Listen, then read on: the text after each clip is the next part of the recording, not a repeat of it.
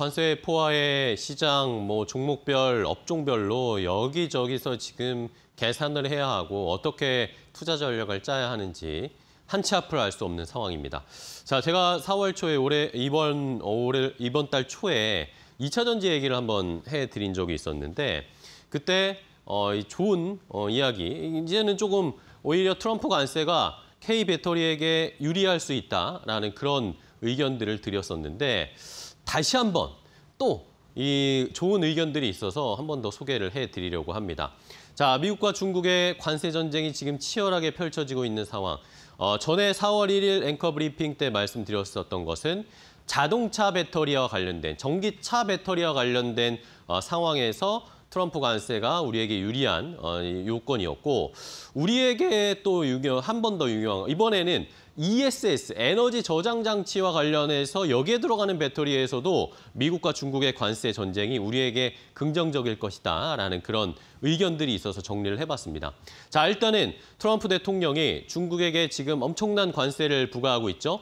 100%가 넘는 강한 관세를 부과하겠다라고 이야기를 했습니다. 일단은 현재까지 집계된 것으로는 145%의 관세를 부과할 것입니다. 오늘 새벽에 여기에보다 더 높게 관세를 부과하지는 않을 것이다라고 이야기를 했으니까 일단은 상향하는 수치는 여기서는 멈춘 것 같고요.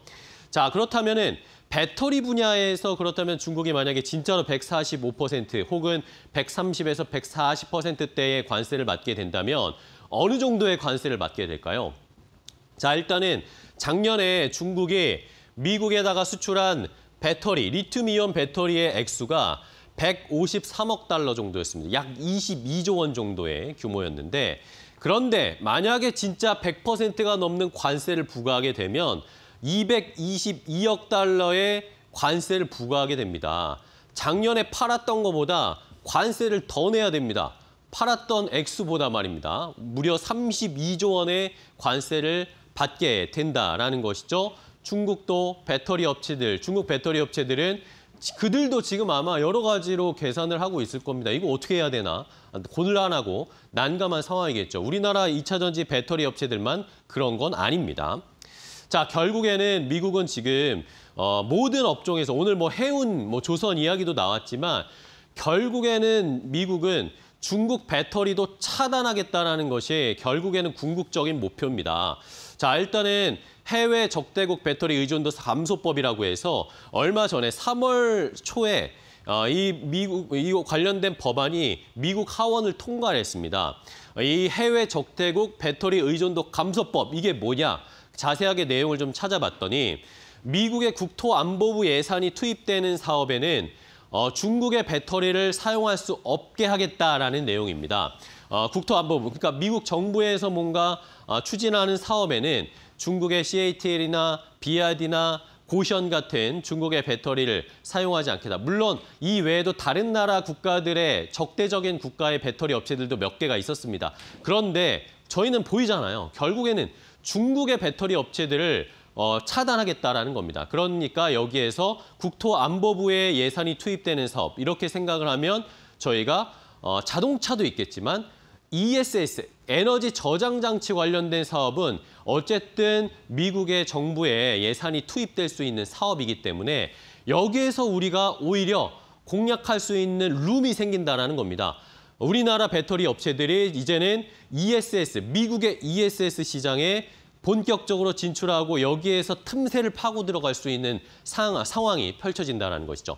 자, 작년에 보겠습니다. 작년에 북미의 ESS 배터리 시장의 점유율을 확인을 해보니까 자, 보시는 것처럼 대부분이 지금 중국 업체들이 차지를 했습니다.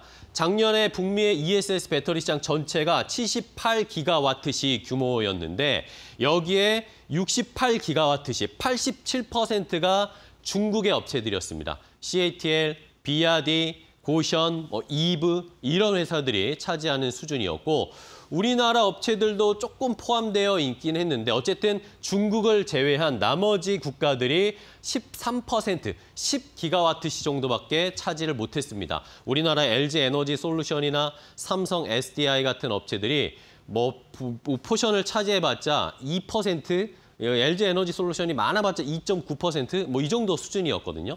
그런데 만약에 이런 상황에서 중국의 LFP 배터리가 가격 경쟁력이 있었기 때문에 이 ESS 시장을 많이 차지하고 있었는데 여기에서 이제 관세 때문에 ESS, 중국의 업체들이 가격 경쟁력을 잃게 된다면 여기를 우리가 파고들 수가 있다라는 겁니다.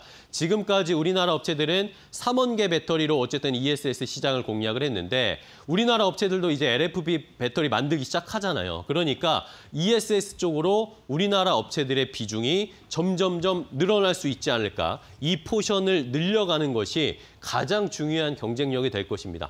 자, 북미 ESS 시장 점점점 성장하고 있습니다. 올해 97기가와트시로 시장이 성장할 것으로 보이고요. 조금 더 2030년까지 5년 뒤까지 보면 179기가와트시까지 늘어납니다. 시장은 늘어나는데 중국 쪽에 제재는 가해지고 중국 시장을 조금씩 죽이겠다라는 것은 그 포션으로 돌아갈 수 있는 것은 결국에는 우리나라일 것이다라는 겁니다. 자, 이런 상황에서 그렇다면은 이제 우리나라의 가격 경쟁력 어느 정도일까? 만약에 100%도 아니고 82% 정도의 관세를 부과한다라고 치면 중국은 149달러, 기가와트 시장 149달러까지 가격이 올라가게 됩니다. 그런데 우리나라는 만약에 생산세액공제 45달러를 혜택을 받게 되면 118달러대로 내려오게 되는 것이죠. 가격이 우리나라가 오히려 경쟁력이 이제 생기는 상황이 된다는 겁니다. 자동차뿐만 아니라 ESS 배터리 쪽에서도 우리 시장이 가능성이 점점 커지고 있다.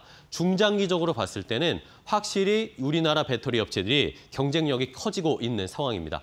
자, 이러면 이런 것을 반맞춰서 지금 LG 에너지 솔루션 다음 달에 미시간주 홀랜드 공장 가동합니다. 여기에서 ESS 배터리 만들 것이고요. 삼성 SDI도 SBB로 경쟁력을 펼치고 있는데 내년에 삼성 SDI도 미국에서 배터리 공장 가동됩니다. SK온도 미국의 업체들과 협력을 강화하는 MOU를 정하고 있는 상황인데요.